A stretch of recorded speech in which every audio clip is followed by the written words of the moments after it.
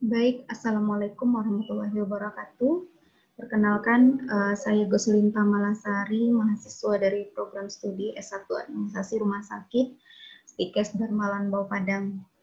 Pada kesempatan ini saya akan mempresentasikan tentang pendidikan anti korupsi yang didampingi oleh dosen saya, Bapak Bermansyah. Dan selanjutnya saya akan memaparkan tentang apa itu pentingnya pendidikan anti korupsi bagi kita sebagai seorang mahasiswa. Nah, edukasi yang pertama, kita harus mengenal korupsi yang ada di Indonesia. Nah, korupsi ini merupakan suatu kejahatan yang luar biasa dengan dampak buruk yang luar biasa pula. Nah, jadi di Indonesia ini korupsi ini merupakan salah satu tindak kejahatan yang sangat luar biasa yang maraknya sering terjadi pada hari ini. Kemudian, korupsi di Indonesia sudah sangat mengkhawatirkan dengan berdampak buruk pada hampir seluruh sendi kehidupan di Indonesia ini. Karena tidak satu atau dua oknum yang melakukan tindak pidana korupsi, bahkan hampir ya seluruh pimpinan atau para pejabat yang mendapatkan wewenang, mereka ada kesempatan untuk melakukan kecurangan terhadap korupsi ini, dan itu dikembalikan lagi kepada pribadi masing-masing. Kemudian apa peran kita sebagai seorang mahasiswa untuk mengatasi korupsi di Indonesia ini? Nah, berikut pemaparannya. Yang pertama, kita bisa melihat dampak korupsi yang terjadi di Indonesia ya atau di negara kita sendiri. Dengan adanya korupsi yang dilakukan oleh oknum-oknum tertentu, di sini ada ketimpangan terhadap masyarakat di Indonesia, di mana oknum-oknum tertentu dapat mengikuti fasilitas hidup mewah dengan memiliki mobil mewah, barang-barang mewah, apartemen, hingga rumah dan perusahaan yang bisa mereka beli kapanpun dari hasil korupsi yang mereka dapatkan. Sedangkan kalau kita melihat pada aspek masyarakatnya, Indonesia sangat miris sekali. Masih banyak gelandangan orang-orang miskin yang tidak mendapatkan bantuan dari pemerintah. Ini merupakan salah satu dampak atau akibat dari korupsi yang dilakukan oleh oknum-oknum tertentu. Dan harapannya kita sebagai penerus generasi itu dapat memperbaiki hal seperti ini. Nah, kemudian perbedaan yang ada di depan mata dan tanpa jarak. Di sini juga sangat jelas terlihat dampak dari sebuah korupsi tersebut mengakibatkan perekonomian masyarakat yang semakin menurun. Nah, di sini terdapat beberapa kegiatan untuk melakukan pemberantasan korupsi. Itu terdiri dari dua aspek. Yang pertama, penindakan dan pencegahan.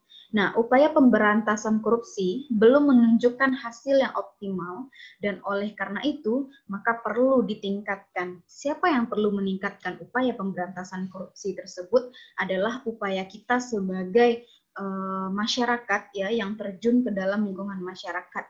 Dan paling penting itu adalah para penerus generasi ya, mahasiswa yang akan menduduki jabatan di kemudian hari.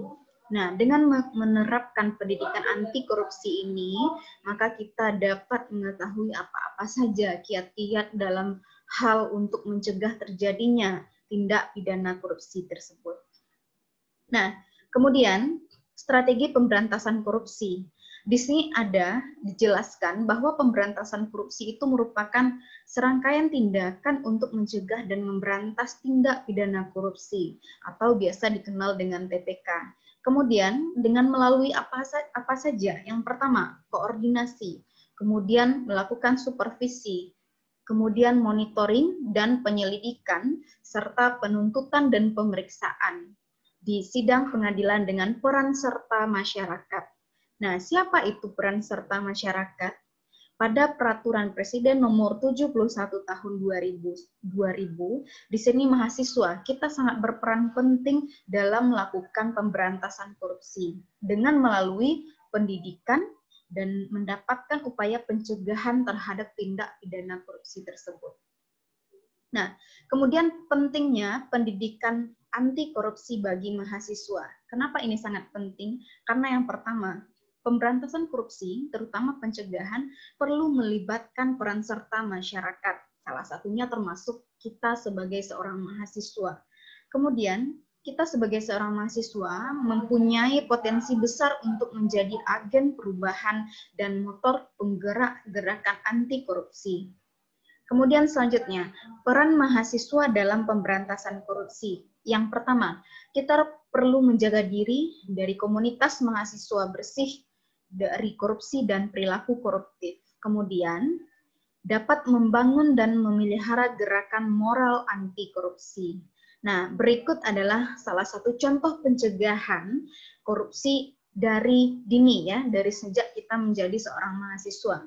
Kegiatan mencontek itu merupakan suatu hal yang sangat lazim, yang sangat sering dilakukan oleh yang namanya mahasiswa atau siswa. Nah, di sini ada beberapa slogan yang menyampaikan bahwa mahasiswa itu tidak boleh menyontek ya, atau mahasiswa penyontek kampanye UAS bersih. Jadi dari sini kita bisa menindaklanjuti pencegahan korupsi dini, bahwa dari kegiatan bersih mencontek itu bahwa kita sudah menerapkan anti korupsi dari dini. Selanjutnya, peran mahasiswa dalam upaya pemberantasan korupsi akan maksimal jika yang pertama, kita sebagai seorang mahasiswa memahami pengetahuan tentang korupsi dan upaya pemberantasan korupsi tersebut. Kemudian kita dapat menerapkan nilai-nilai anti korupsi di dalam diri sendiri sebelum kita menerapkan di lingkungan sekitar atau di kampus kita. Nah, ini dapat dicapai melalui yang namanya pendidikan.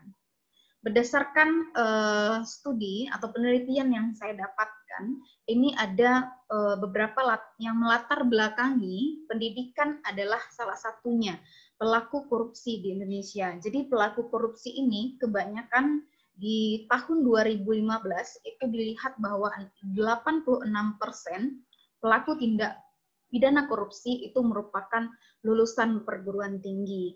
Nah, jadi di sini sangat pentinglah peran kita sebagai seorang mahasiswa di perguruan tinggi untuk menerapkan perilaku anti korupsi, sehingga ke depannya kita dapat memberikan angka terkecil untuk perilaku tindak pidana korupsi tersebut.